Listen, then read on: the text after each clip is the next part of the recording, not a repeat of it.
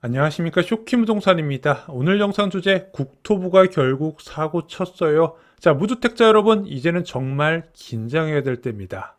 국토부가 공공주택지구의 공공분양 비율 제한을 폐지한다고 합니다. 12월 9일 기사예요. 공공주택특별법 시행령 일부 개정안 입법 예고가 나왔거든요. 자, 기존의 공공주택지구의 공공분양 비율은 기본 30%에다가 최대 5%포인트까지 조정해서 35% 이내로 적용하기 제한이 돼 있어요. 그래서 만약에 1만 가구 공급이면 공공분양 비율은 3,500호 이하로 나와야 됐다는 거죠. 하지만 이번에 5%포인트 조정 문구가 삭제가 되면서 이 공공분양 비율이 기존의 최대 35%에서 더 늘어날 수 있도록 제도적 보완이 마련이 됐습니다. 이게 무슨 의미일까요? 3기 신도시의 공공분양 비율이 대폭 늘어날 가능성이 높다는 거예요. 자, 기존 3기 신도시의 공급 비율을 보면은 임대가 40% 내외고요. 공공분양이 15%, 민간분양이 45%를 차지합니다. 자, 공공분양 15%는 이제 신혼희망타운하고 공공분양, 뉴홈, 선택형, 나눔형 등이 다 포함되어 있어요. 그 공공분양이 얼마 되지 않고 지금 3기 신도시에서 분양이 많이 나오고 있죠. 자, 하지만 이번 규제 폐지로 인해서 공공분양을 35% 이상으로 확대할 가능성이 있다는 겁니다. 2025년 6월 국무회의에서 이재명 대통령의 발언이 화제가 됐습니다. LH가 조성한 택지를 민간에 매각하는 구조 자체에 근본적 문제가 있다고 보는 거죠. 그래서 신도시 조성 과정에서 들어가는 인프라 비용이나 임대주택 건립 비용 등을 민간의 토지를 팔아 충당하는 기존 방식을 강하게 비판을 한 겁니다. 그러면서 이것을 파는 게 아니라 공영개발, 공공이 주도해서 개발해야 된다고 주장을 한 것이죠. 국토부는 적극적으로 LH 개혁에 나섰습니다. 그래서 8월 28일 땅 장사 그만, LH 사업 방식 연내 바꾼다, 국토부 LH 개혁위원회에 출범을 시켰죠. 그리고 97 공급 대책에서 어떻게 발표가 됐다? 공공택지는 LH 직접 시행으로 전면 전환한다. 그래서 3기 신도시를 비롯한 공공택지에 민간 분양은 없어지게 됐습니다. 자, 그래서 그를 뒷받침하기 위해서 공공주택특별법 시행령 일부 개정안이 이번에 발표가 된. 이것은 무주택자에게 아주 좋은 소식이 아니면 아주 안 좋은 소식입니다. 자, 아주 좋은 사례 소식일 수 있는 사례, 즉 여러분들 내 집 마련에 도움이 될 수 있는 사례, 과거에 이명박 정부의 보금자리 주택 사업을 좀 참고할 필요가 있어요. 당시 150만 호의 주택 공급 정책이 나왔고 분양주택으로 70만 호, 임대주택으로 80만 호가 나왔는데 당시 굉장히 파격적이었던 게 임대주택도 막 25평, 34평 굉장히 넓은 면적으로 공급했고요. 장기 전세로 사람들이 선호한 형태로 공급 유형이 다양화됐었어요. 또한 분양주택도요. 공공시행 중심으로 굉장히 빠르고 저렴하게 나왔다는 겁니다. 그래서 미사 신도시 같은 경우는 34평 분양가가 3억 초반대, 그리고 강남 보금자리 주택 사업은 34평 분양가가 4억 전으로 나왔다는 거죠. 사람들이 선호도 높은 위치에 굉장히 저렴하게 그리고 빠르게 공급하다 보니까 이게 부동산 시장 안정에 굉장히 큰 영향을 줬습니다. 보금자리 주택 사업처럼 3기 신도시가 공급된다면 장점은 분명히 있어요. 자, 왜냐하면 신도시 민간 분양의 문제점 대표적으로 늦게 공급이 된다는 거죠. 조성이 완료된 토지를 이제 민간한테 매각을 합니다. 그럼 시행사가 이제 낙찰받은 다음에 자금 조달을 하고 인허가 과정을 거쳐서 착공에 들어가죠. 그리고 착공하고 나서 얼마 안 있어서 일반 분양 절차를 밟게 됩니다. 매각부터 분양까지 한 2년 정도가 소요가 돼요. 자, 3기 신도시에서 당장 내년에 민간에 매각을 한다 하더라도 2028년 정도는 되어야 분양을 할 것이고 입주는 2031년에서 32년이 된다는 겁니다. 하지만 공공분양으로 전환이 되면 이것을 좀 앞당길 수 있다는 장점은 분명히 있어요.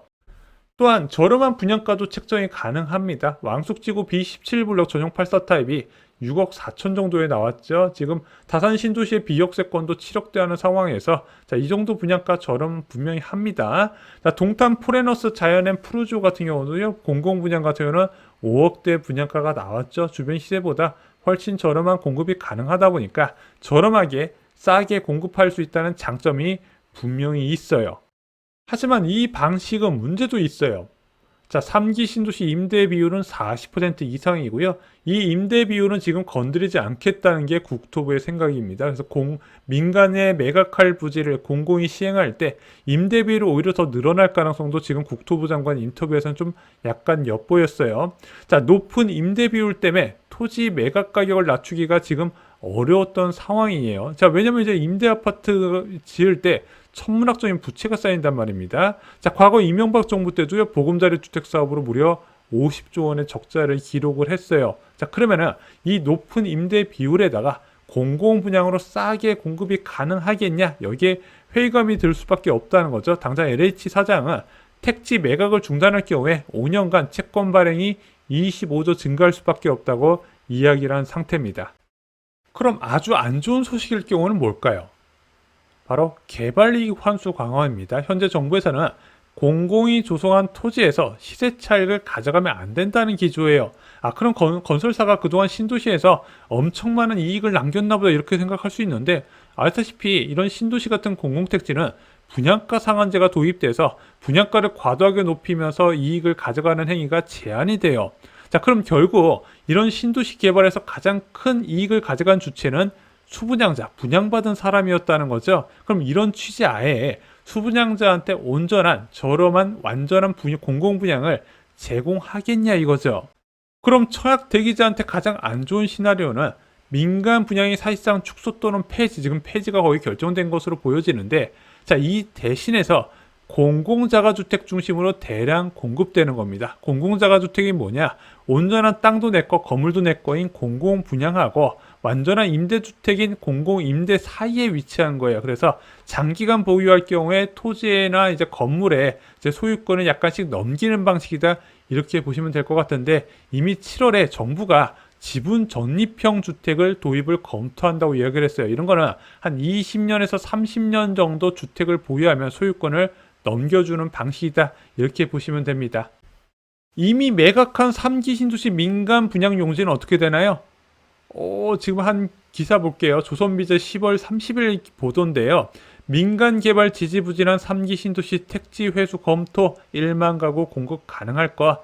이미 매각된 3기 신도시 용지가 22개 필지 약 1만 호 규모라고 합니다. 왕숙에서 8개, 계양에서 8개, 대장지구 3개, 창릉지구 3개, 교산지구 1개였어요. 생각보다 매각이 많이 됐네요. 자, 근데 정부와 여당은 해당 용지의 회수까지 검토한다고 합니다. 왜냐면 얘네들이 빨리 공급을 안 하기 때문에 이것을 회수해서 공공이 공급하겠다, 지금 이렇게 생각을 하는 것 같아요. 근데 제가 알기로는요, 3기 신도시 용지 매각할 때 조건이 붙어요. 이제 토지 사용 시기라는 게 이제 붙어 있는데, 이게 굉장히 늦었습니다. 이례적으로 한 2028년, 2029년 이런 경우가 많이 있었거든요. 그래서 낙찰받아도 이것을 당장 활용할 수 있는 조건은 아니기 때문에 과연 이게 기사가 맞는지 모르겠지만, 일단은 민간에 분양한 용지마저도 가져오려는 계획이 지금 추진되고 있다. 여기까지는 좀 확인하실 수 있을 것 같아요. 그럼 제가 느끼는 현재 상황에 대해서 좀 말씀을 드려볼게요. 자, 97 부동산 대책 이후에 크게 늘어난 게 뭔지 아세요? 10억 전후 아파트 매수 문의 폭증이에요. 다산 신도시 아니면은 이제 하남 미사 신도시에서 매수 문의가 많이 늘어났습니다. 이들 지역은 원래 3기 신도시 공급 대기 수요가 많았던 지역이죠. 자, 반대로 97 부동산 대책 이후에 3기 신도시 청약 문의는 급감했습니다. 특히 민간 분양은 물어보는 사람이 거의 없더라고요. 청약자들이 걱정하는 게 있습니다. 자, 도대체 언제 어떤 형식으로 나온다는 것인지, 그리고 공공으로 전환되면 민간 분양하고 또 이제 청약 제도가 다르지 않습니까? 단 경기도 69점이고 이번에 3기 신도시만 기다리고 있는데, 공공 분양이면 어떻게 청약해야 될 거냐? 자, 그리고 언제까지 도대체 기다려야 되냐? 지금 하염없이 기다림이 계속되고 있고, 이런 불확실성이 지속되다 보니까 대기 수요의 실수요 전환이 가속화되고 있다. 그래서 지금 경기도 지역과 인천 지역이 거래량이 줄지 않고 계속 늘어나는 추세가 나오고 있습니다. 그 사람들이 집을 사니까 경기도나 인천 지역에서 처분한 자금이 어디로 들어와요? 서울로 들어오게 됩니까? 그러니까 서울의 규제 지역도 지금 집값이 안 떨어지고 있죠. 오늘 영상 결론 말씀드리겠습니다. 자, 국토부가 공공주택지구의 공공분양 비율 제한 폐지를 결정했습니다. 자, 그래서 3기 신도시는 공공분양과 공공임대 중심의 공급이 굉장히 유력한데요. 자, 청약대 기자한테 최상위 시나리오는 보금자리 주택 사업처럼 정부가 공급을 앞당겨서 저렴하게 대규모로 공급하는 것이고, 최악의 시나리오는 임대와 공공자가주택 중심으로 공급될 건데, 저는 개인적으로 좀 후자의 방향으로 좀 나오지 않을까 생각이 듭니다. 마지막으로 정부가 빠르게 방향을 확정해 청약자의 불확실성을 해소할 필요가 분명히 있습니다. 자, 이재명 정부 출범한 지 벌써 6개월 가까이 된 상황에서 이제는 자기만의 공공주택 공급 모델이 하나 확실히 나와야 되거든요. 그걸 보면서 청약대기자나 무주택자도 의사결정을 할 수 있을 것으로 보여집니다. 어찌됐든 빨리 결론이 나와야 된다는 점 강조를 드립니다. 오늘 준비한 소식은 여기까지입니다. 12월 11일 멤버십 영상에서 겨우 1억 6천으로 동작구 역세권 선점 기회에 대해서 소개를 드렸습니다. 요즘 멤버십에서 소액 투자에 대해서 자세히 다루고 있어요. 또한 재개발 순서와 소요 시간까지 정리를 드렸고요.